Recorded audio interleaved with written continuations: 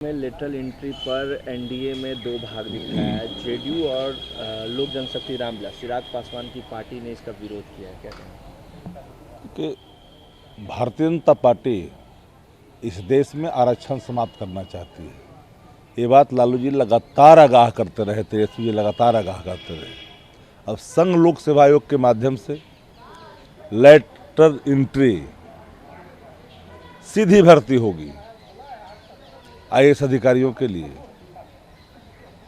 तो सोच लीजिए कि जहां 50 और 55 पदों पर सीधी भर्ती होगी लेटर एंट्री के माध्यम से, तो आरक्षण तो समाप्त हो गया।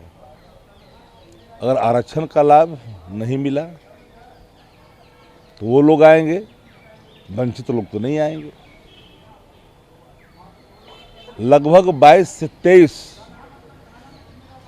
अधिकार बनता है एससी, एसटी और ओबीसी का, लेकिन उन्होंने सीधी भर्ती का रास्ता चुना ताकि आरक्षण को समाप्त किया जाए।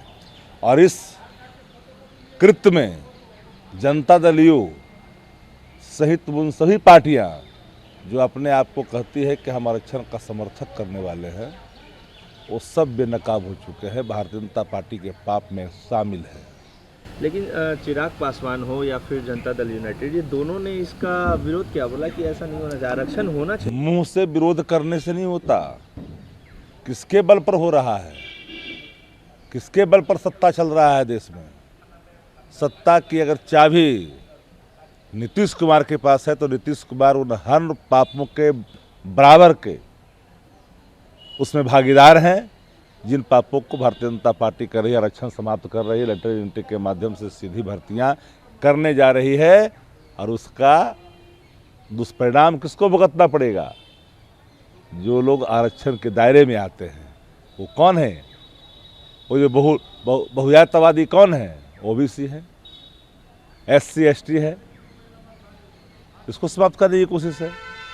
सुप्रीम कोर्ट में आज कोलकाता के आरजीकर कॉलेज में जो घटना है उसको लेकर सुनवाई नहीं हुई। तो उच्चतम न्यायालय के सुनवाई है, वो तो सुनवाई होंगी, वो तो न्यायिक निर्णय है, न्यायिक पद्धति है, उस पर कोई प्रतिक्रिया नहीं हो सकती है। लेकिन हम एक बात लगातार कहते हैं कि चाहे वो कोई भी हो, जो कुकृत्य को अंजाम दिया है उसको कड़ी सज़ा मिलनी चाहिए।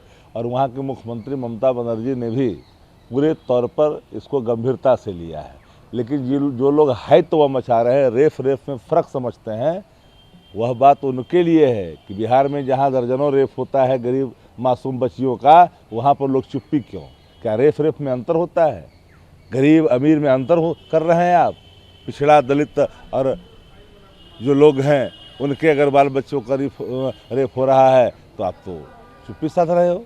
पश्चिम बंगाल सरकार ने आरजीकर अस्पताल में भ्रष्टाचार के आरोपी की जांच के लिए एसआईटी का गठन कर दिया। एसआईटी का गठन कर दिया पश्चिम बंगाल सरकार ने आरजीकर कॉलेज में जो घटना है उसको लेकर। बिल्कुल, एसआईटी गठित कर करके जो मूल कल्प्रीट हैं उनको हर हाल में सज़ा मुकर्रर की जानी चाहिए। और इस पर सरकार गंभीर रही है और गंभीर है। पश्चिम बंगाल की भारतीय जनता पार्टी गैर भाजपा शासित राज्यों में किसी मुद्दों को लेकर जितना हैतवा मचाती है, लेकिन भाजपा शासित राज्यों में जहां गुंडागर्दी की प्रकाष्ठा है, हाथरस जैसी घटनाओं पर चुप्पी साधने वाली भारतीय जनता पार्टी इन दिनों राग अलाप रही है। पीएम मोदी 21 अगस्त को पोलैंड और 23 अगस्त को यूक्रेन का दौरा करेंगे।